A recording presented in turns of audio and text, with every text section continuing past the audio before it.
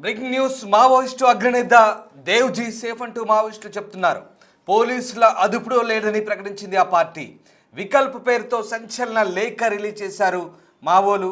దేవ్జీ టార్గెట్గా కేంద్ర రాష్ట్ర ప్రభుత్వాలు భారీ కుట్రను అమలు చేశాయంటూ వికల్ప్ ఆ లేఖలో ఆరోపించారు.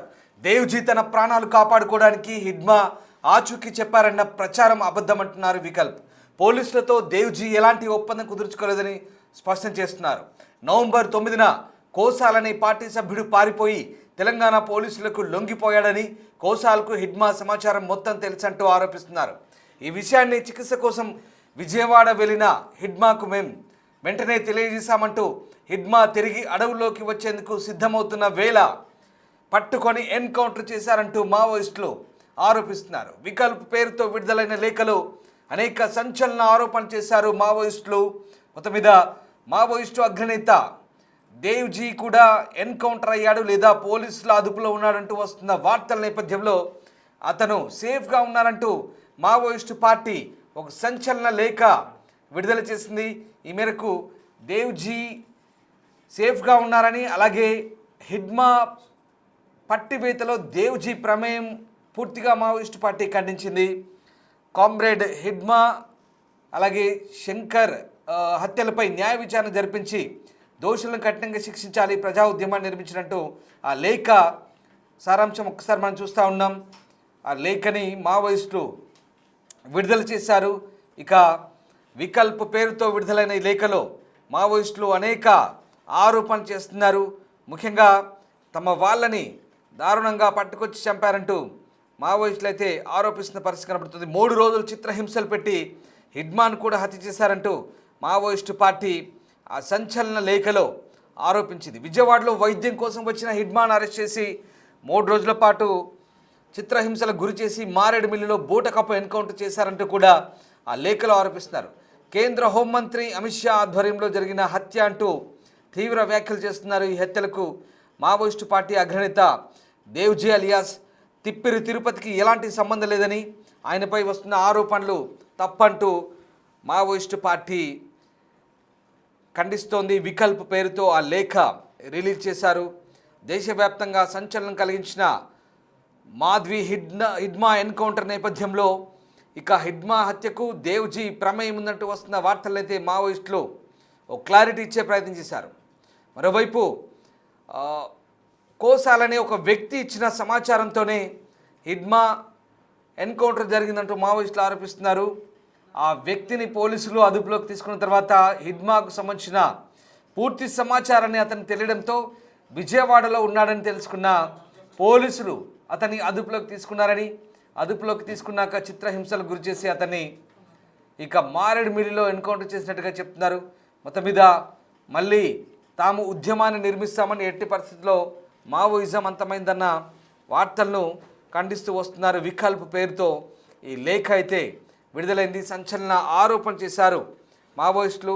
అనేక బూటకపు ఎన్కౌంటర్ల ద్వారా తమ పార్టీ క్యాడర్ను హతమార్చడం ద్వారా ప్రభుత్వం తప్పులు చేస్తుందంటూ మావోయిస్టులు లేఖలు విడుదల చేయడం ఇప్పుడు సంచలనం కలిగిస్తోంది. ఇక వైద్యం కోసం వచ్చిన హిడ్మాని పట్టుకొని చంపారు, ఇది ముమ్మాటికి హత్య అంటూ కేంద్ర ప్రభుత్వం చేపట్టిన ఆపరేషన్ కగారు సంబంధించి జరుగుతున్న ఎన్కౌంటర్లన్నీ కూడా బూటకం అంటూ మావోయిస్టులు కొట్టిపారేస్తున్నారు. అయితే ప్రస్తుతం దేవ్జీ సేఫ్గా ఉన్నాడంటూ మావోయిస్టులు చెప్తున్న వార్తల నేపథ్యంలో పోలీస్ శాఖ మళ్ళీ అప్రమత్తమవుతుంది. వికల్ప్ పేరుతో విడుదలైన ఈ లేఖ ఎక్కడి నుంచి వచ్చింది, ఎప్పుడు రిలీజ్ చేశారనేది పోలీసులు ఆరా తీస్తున్నారు. మొత్తం మీద నిన్న జరిగిన తాజా ఎన్కౌంటర్లో ఛత్తీస్గఢ్ బీజాపూర్ అడవుల్లో జరిగిన ఎన్కౌంటర్లు దాదాపు 19 మంది మావోయిస్టులు మట్టుబెట్టబడ్డారు. అందులో 3 జవాన్లు కూడా చనిపోయారు. సో ఈ ఎన్కౌంటర్ ఎదురుకాల్పులు మళ్ళీ మావోయిస్టుల ఉనికిని చాటుతున్నాయి. మావోయిస్టులు ఇంకా పూర్తిగా ఎలిమినేట్ కాలేదు, ఇంకా ఉన్నారనే వ్యవహారం మళ్ళీ తెర మీదకి వచ్చింది. ఇక ఈ మొత్తం వ్యవహారాన్ని మళ్ళీ దేవ్జీ నేతృత్వంలోనే జరుగుతున్నట్టుగా పోలీసులు భావిస్తున్నారు. నిన్నటి ఎన్కౌంటర్తో అప్రమత్తమైన భద్రతా బలగాలు పూర్తి స్థాయిలో మళ్ళీ కూంబింగ్ను స్టార్ట్ చేసే ప్రారంభించాయి. మార్చి 31 డెడ్ లైన్ను ఎప్పటికప్పుడు కేంద్ర హోంశాఖ అప్రమత్తం చేస్తుంది, అలర్ట్ చేస్తున్న నేపథ్యంలో ఎప్పటికప్పుడు సిఆర్పిఎఫ్, కోబ్రా, డిఆర్జీ అలాగే బస్తర్ ఫైటర్స్ ఇలా పోలీసులు, స్థానిక పోలీసులు అంతా కలిసి జాయింట్ ఆపరేషన్ నిర్వహిస్తున్న పరిస్థితి కనబడుతుంది. రైట్, మా ప్రతినిధి శివశంకర్ రాజమండ్రి నుంచి జాయిన్ అవుతున్నారు. శివశంకర్, రంపచోడవరం అలాగే మారేడుమిల్లి పరిధిలో జరిగిన ఎన్కౌంటర్లన్నీ బూటకం, కేవలం హింసించి చంపారు హిడ్మాన్ అంటూ ఒక ఆరోపణ అయితే, దేవ్జీ అనే నేత బతికే ఉన్నాడు, సేఫ్గానే ఉన్నాడు, అలాగే అతనికి హిడ్మా హత్యలో ప్రమేయం ఏమాత్రం లేదు, వేరే వ్యక్తి ఇచ్చిన సమాచారంతో హిడ్మాన్ హతమార్చారంటూ మావోయిస్టులు వికల్ప్ పేరుతో ఒక లేఖనైతే రిలీజ్ చేశారు. ఆ లేఖ పూర్తి సారాంశం ఏంటి, ప్రస్తుతం ఈ లేఖ గురించి ఎలాంటి చర్చ జరుగుతుంది? మావోయిస్టుల అగ్రనేత హిడ్మా ఎన్కౌంటర్ తర్వాత అనేక కథనాలు బయటకు వస్తున్నాయి, అనేక లేఖలు బయటకు వస్తున్నాయి. అయితే తాజాగా వచ్చిన ఒక వికల్ప పేరుతో వచ్చిన ఒక లేఖ మాత్రం సంచలనం సృష్టిస్తుందని చెప్పుకోవాలి. ఎందుకంటే దీనిలో ఒక కీలక విషయాన్ని అయితే మావోలు వెల్లడించారని చెప్పుకోవాలి. దీనిలో మెయిన్ గా చూసుకున్నట్లయితే మావోల అగ్రనేతగా ఉన్న దేవ్జీ ఎక్కడ ఉన్నారు, పోలీసుల అండర్ లోనే ఉన్నారు, అతన్ని చూపించాలంటూ కూడా గతంలో ఒక లేఖ రిలీజ్ చేశారు. అయితే దీని నేపథ్యంలోనే వికల్ప పేరుతో వచ్చిన ఆ లేఖలో అయితే క్లియర్ గా మెన్షన్ చేశారు. ఇది కారణ అడవిలో ఉండే, అంటే కట్టిక అడవిలో ఉండే ఒక బృందానికి సంబంధించిన వ్యక్తి రాసిన లేఖ. అయితే దీనికి సంబంధించి దండకారణ్యం స్పెషల్ జోన్ కమిటీగా ఉన్న వ్యక్తి వికల్ప అనే అధికార ప్రతినిధి ఎవరైతే ఉన్నారో ఆ మీడియా అధికార ప్రతినిధి అతను రిలీజ్ చేసిన లేఖ కావడం మరొక సంచలనంగా మారింది. ఎందుకంటే గతంలో లేఖ రిలీజ్ చేసింది కేంద్ర మావోయిస్ట్ కమిటీకి సంబంధించిన అధికార ప్రతినిధి. అయితే ఇక్కడ దండకారణ్యానికి సంబంధించిన స్పెషల్ జోన్ కమిటీకి సంబంధించి వికల్ప పేరుతో వచ్చిన ఆ లేఖ ఏదైతే ఉందో అందులో దేవ్జీ సేఫ్ అంటూ కూడా ఒక మెసేజ్ అయితే పంపించే ప్రక్రియ చేశారు. అయితే దీనికి సంబంధించి ఆ దేవ్జీ పోలీసుల అండర్ లో లేరు, అతను ఇచ్చిన సమాచారం మేరకే హిడ్మాన్ చంపారన్నది అవాస్తవం 100%. కేంద్రం అలాగే రాష్ట్రం రెండు కలిసి ఒక బోటకపు అబద్ధాన్ని సృష్టిస్తున్నాయి. మావోల మీద ఏదైతే నమ్మకం ఉంటుందో ఆ నమ్మకాన్ని సన్నగిల్లే విధంగా ఈ చర్యలనే ఉన్నాయి. అయితే మారేడుమిల్లిలో జరిగిన ఎన్కౌంటర్ అంతా కూడా బోటకపు ఎన్కౌంటర్ అంటూ కూడా వారి లేఖ మొత్తంలో రాసుకొని వచ్చిన పరిస్థితి కనిపిస్తుంది.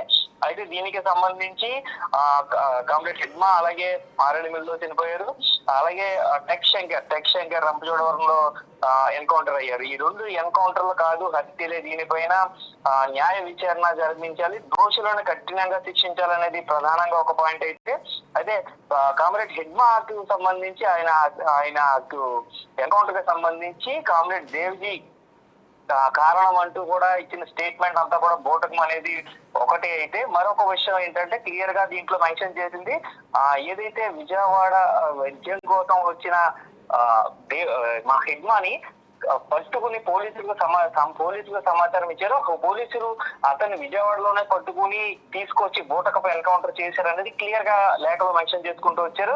అయితే ఈ పోలీసులకు సమాచారం ఇచ్చిన వ్యక్తుల్లో ముగ్గురు ప్రధానంగా ఉన్నారని కూడా చెప్తున్న పరిస్థితి కనిపిస్తుంది. ఆ ముగ్గురులో చూసుకున్నట్లయితే మనకి రెండు ఘటనలకు సంబంధించి విజయవాడ, ఎన్టీఆర్, కోనసీమ, ఏలూరు, కాకినాడ జిల్లాలో మొత్తం 50 మంది మావోయిస్టులను అరెస్టులు, అలాగే విజయవాడ తీసుకువెళ్తానని విజయవాడ హిడ్మా రావడానికి ఏదైతే ప్రధాన కారణంగా ఉన్న ఒక కలప వ్యాపారి అంటే ఫర్నిచర్ చేసే వ్యక్తి, అదే విధంగా ఒక బిల్డర్ అంటే సివిల్ కాంట్రాక్టర్, అలాగే అల్లూరు సీతారామరాజు జిల్లాకి సంబంధించిన ఐటీడీబీ పనులు చేసే ఒక కాంట్రాక్టర్, ఈ ముగ్గురే కారణం అంటూ కూడా లేఖలు క్లియర్ గా మెన్షన్ చేశారు. వాళ్ళతో పాటుగా ఏదైతే మావోయిస్టుల నుంచి పారిపోయి కాంగ్రెస్ ఆచూకీ తెలిపిన ఒక వ్యక్తి కూడా ఉన్నారు. అతను కోస్టల్ దళానికి సంబంధించిన వారుగా అయితే చెప్తున్నారు. అయితే కోస్టల్ నుండి పారిపోయిన తర్వాత ఇదైతే తెలంగాణ పోలీసులు ఏకకాలంలో పట్టుకోవడానికి కారణం అయ్యారు.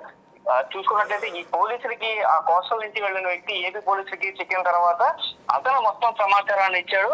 ఆ మొత్తం సమాచారాన్ని తీసుకుని హిడ్మాని అదుపులోకి తీసుకున్న పోలీసులు వీరందరినీ కూడా మారేడుమిల్లి అడవుల్లోకి తీసుకొచ్చి ఏదైతే దండకారణ్యం నుంచి కూడా బయటకు తీసుకొచ్చి టైగర్ జోన్ దగ్గర ఒకసారి రంపచోడవరంలో ఒకసారి మారేడుమిల్లిలో 2 ఎన్కౌంటర్ గా చేసే 13 మందిని హత్య చేశారు అంటూ కూడా క్లియర్ గా దాంట్లో మెన్షన్ చేశారు. అదేవిధంగా 50 మందిని అక్రమంగా అరెస్ట్ చేశారు అంటూ కూడా క్లియర్ గా వాళ్ళు మెన్షన్ చేసుకున్న పరిస్థితి కనిపిస్తుంది. అయితే ఈ నేపథ్యంలో చూస్తున్నట్లయితే ఇక్కడ మావోలు ఉనికిని ఎక్కడా కోల్పోలేదు, మా అగ్రనేత దేవ్జీ సేఫ్ అంటూ కూడా ఈ లేఖ సారాంశంగా కనిపిస్తుంది. అయితే ఒక అగ్రనేత హిడ్మాని చంపించాడు అంటూ కూడా మా కర్మ మావోలందరిలో కూడా మిగిలిన మావోయిస్టులు అందరిలో కూడా ఒక కన్ఫ్యూజన్ సృష్టించడం కోసమే కేంద్రం రాష్ట్రం ఒక గేమ్ ప్లాన్ చేసుకునే ఈ విధంగా ఒక పబ్లిసిటీని ఫేక్ ప్రాపగండా అంటే చేస్తున్నారంటూ కూడా ఈ లేఖలో మెన్షన్ చేసుకుంటూ వచ్చారు. అదేవిధంగా చూసుకున్నట్లయితే మనకి ఇటు పక్కన హిడ్మాకి సంబంధించి హిడ్మా ఎన్కౌంటర్ తర్వాత అనేక మంది దీని మీద న్యాయపోరాటం చేయాలని అనేక లేఖలు విడుదల చేశారు. సుప్రీంకోర్టు న్యాయమూర్తితో అయితే ఖచ్చితమైన విచారణ జరగాలంటూ కూడా ఇప్పటికే చెప్తున్న పరిస్థితులు కనిపిస్తున్నాయి. ఈ నేపథ్యంలోనే ఆ దేవ్జీ పోలీసుల అండర్ లో లేరు అని కూడా క్లారిటీ ఇచ్చే పరిస్థితి అయితే ఈ లేఖ ద్వారా కనిపిస్తుంటుంది. Right, yes, thank you Shivashankar. So Maoist అగ్రనేత దేవ్జీ అలియాస్ తిప్పిరి తిరుపతి సేఫ్గా ఉన్నారంటూ మావోయిస్టులు చేసిన ప్రకటన పోలీసులకు సవాల్ విసురుతోంది. నిన్న బస్తర్లో జరిగిన ఎన్కౌంటర్ దేవ్జీ నేతృత్వంలోనే జరిగిందా? మావోయిస్టులు ఉనికిని కోల్పోలేదా? మావోయిస్టులు ఇంకా పదుల సంఖ్యలో ఉనికిలో ఉన్నారనే వార్తలతో ఒక్కసారిగా పోలీసులు కూడా మళ్ళీ అప్రమత్తమైన పరిస్థితి. ఆపరేషన్ కగార్ పేరుతో March 31 డెడ్ లైన్ సంబంధించి ఎప్పటికప్పుడు కేంద్ర హోంశాఖ నుంచి వస్తున్నటువంటి గైడ్ లైన్స్ ఆధారంగా పోలీసు బలగాలు జాయింట్ ఆపరేషన్ నిర్వహిస్తున్నప్పటికీ మారేడుమిల్లి, రంపచోడవరం లాంటి ఎన్కౌంటర్లో అగ్రనేతలు హతమార్చారు. అలాగే మల్లోజుల, అలాగే ఆశన లాంటి అగ్రనేతల లొంగుబాటు తర్వాత కూడా మావోయిస్టు శకం ముగుస్తుందనుకుంటున్న తరుణంలో మళ్ళీ వికల్ప్ పేరుతో ఒక లేఖ రిలీజ్ చేయడం, హిడ్మా హతమవ్వడానికి దేవ్జీ ప్రమేయం లేదంటూ మావోయిస్టులు ఖండించడం, అంతేకాకుండా ఇంకా మళ్ళీ ఉద్యమాన్ని నిర్మిస్తామంటూ మావోయిస్టులు మళ్ళీ ఈ లేఖలో పేర్కొనడంతో సంచలనంగా మారుతుంది. మరి దీనిపై భద్రతా బలగాలు ఏ రకంగా స్పందిస్తాయి, ఏ రకమైనటువంటి కూమింగ్ని తీవ్రతరం చేస్తాయి, ఏ రకంగా మళ్ళీ ఛత్తీస్గఢ్తో పాటు ఆంధ్ర, ఒరిస్సా బార్డర్, తెలంగాణ, ఏపీ లాంటి ప్రాంతాల్లో, ఏజెన్సీ ప్రాంతాల్లో ఏ రకంగా మళ్ళీ కూమింగ్ ముమ్మరం చేస్తాయని మాత్రం ఆసక్తికరంగా మారుతోంది. ఇక March 31 డెడ్ లైన్ ఎక్కువ రోజులు లేదు. ఆ లోపే మావోయిస్టులందరినీ కూడా ఎలిమినేట్ చేసి మావోయిస్టు రహిత భారతాన్ని నిర్మిస్తామంటూ కేంద్ర హోంశాఖ చేస్తున్న ప్రకటనతో మళ్ళీ మావోయిస్టులు చేస్తున్న రెచ్చగొట్టే ప్రకటనలతో పోలీసులు మరోసారి అప్రమత్తమవుతున్నారు. ఈసారి ఏకంగా పోలీసులకు సవాల్ విసురుతూ మావోలు చేసినటువంటి ప్రకటనలు పోలీస్ శాఖలో మళ్ళీ ఆసక్తికర చర్చకు దారితీస్తున్నాయి. అంతేకాదు పోలీస్ శాఖను మరింత అప్రమత్తం చేస్తున్నాయి.